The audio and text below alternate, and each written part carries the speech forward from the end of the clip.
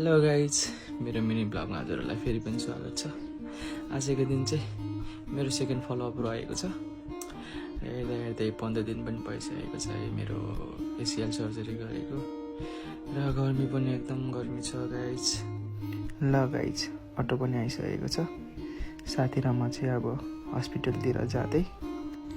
आज चाहिँ म 7 दिन पछाडि घरदेखि बाहिर निस्किँदैछु। यो बाटो अनि यो भ्यूहरू हेर्दाखेरि एकदम रिफ्रेस टाइपको फिल हुने रहेछ।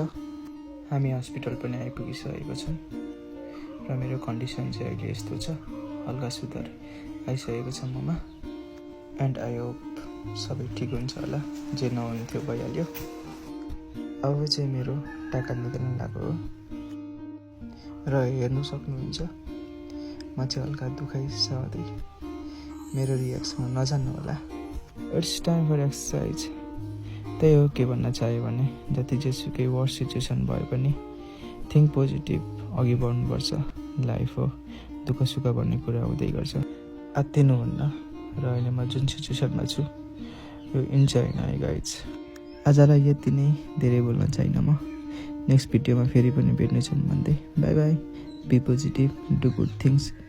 आफ्नो ख्याल गर्नु होला गाइज। राधे राधे।